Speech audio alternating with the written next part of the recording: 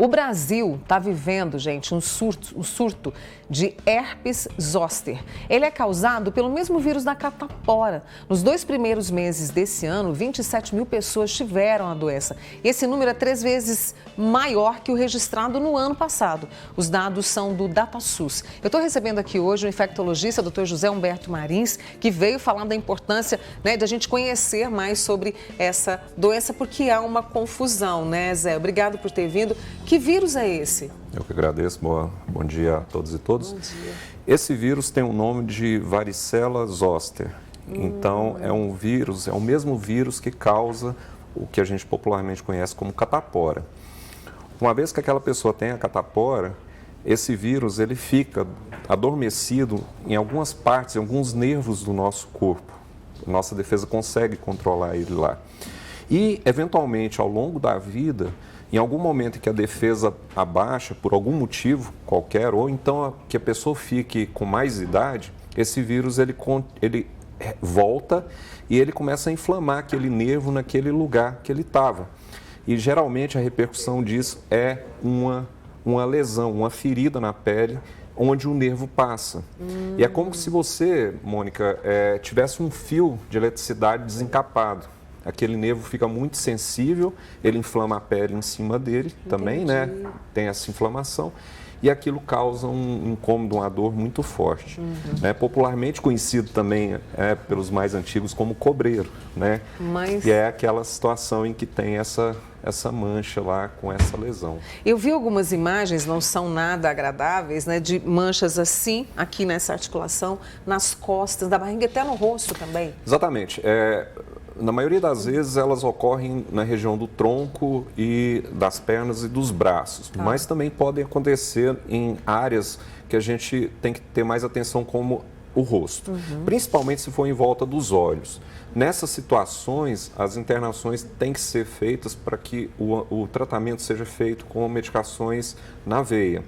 Porque se tem um zoster, né, nessa região, um herpes zoster ali, pode acometer, por exemplo, a visão. Então, é uma situação que tem que ser dada uma atenção mais rápida, no caso, para manejar e para tratar. Zé, e aí a gente tem visto esse surto devido a quê? O que está acontecendo?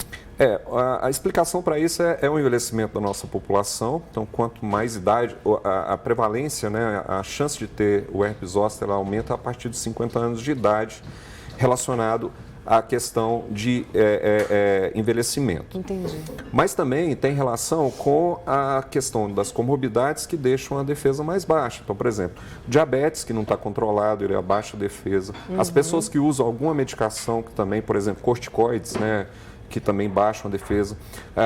A melhoria da assistência à saúde para identificar isso também faz com que haja mais internações. As pessoas hoje que estão, por exemplo, em transplante, usando quimioterapia, usando aquelas medicações para controlar doenças que inflamam o corpo. Então, isso pode levar a uma chance maior de ter o herpes zoster. E aí, é contagioso, Zé? Não. Nesse caso, como é um vírus que já está dentro da pessoa adormecido e ele acorda, nessa situação ele não é transmissível facilmente se a pessoa, quando ela tem a lesão ali, principalmente se ela tem as vesículas, quando tem líquido ali, ela pode nessa situação transmitir. Tá? Se não tem aquele líquido ali, se estão as manchas todas já cicatrizadas, ela não transmite.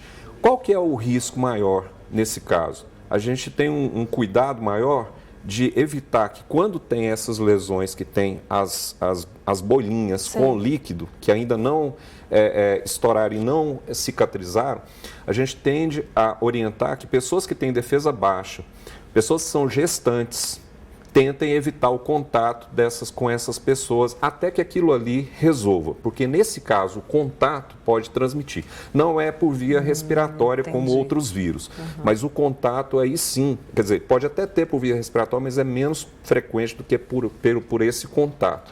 Então, a recomendação é que quando tem uma pessoa dessa, por exemplo, numa casa que tem essa infecção, se tiver pessoas com baixa defesa ou gestantes na casa, que tentem evitar o contato mais próximo com essa pessoa até que aquela lesão seja resolvida. E ela leva um tempo, essa lesão leva um tempo para diminuir, para sarar? O nosso corpo ele tende a combater essa lesão de forma natural se ela não for tratada. Demora o quê aí? 1 semana, 10 dias. Mas a gente orienta que toda pessoa que tenha alguma ferida na pele, que esteja doendo muito, que comece com essa característica, principalmente de pequenas bolinhas que vão aumentando e depois estouram, ficam vermelhos e doem muito, que procurem assistência médica. Por quê? Porque tem um tratamento, existe uma medicação para ser dada. E o que essa medicação vai fazer? Ela não vai tirar o vírus do corpo, mas ela vai diminuir aqueles 7 a 10 dias que podem ter até resolver espontaneamente, para um tempo menor que 5 dias. Então, isso vai ajudar a cuidar daquilo ali, diminuir a dor, manejar a dor também, que a gente vai falar que é o que pode acontecer também muito ruim na sequência, e evitar a transmissão de contato com essas pessoas que têm defesa baixa. A gente tem a vacina para herpes zoster, não tem? Só que só está na rede particular. Isso, até 2022. Esse é um problema, né? É um problema. O Programa Nacional de Imunizações ainda não incorporou uma vacina para herpes zoster ainda, né? Provavelmente pode estar lá nas avaliações para isso. Mas até 2022 existia uma vacina, o nome era Zostavax, ela era de vírus vivo enfraquecido. Tinha algumas restrições para essas pessoas com defesa baixa, principalmente. Depois de 2022, a gente tem atualmente uma vacina que ela é uma vacina inativada, quer dizer, não tem nada vivo dentro dela.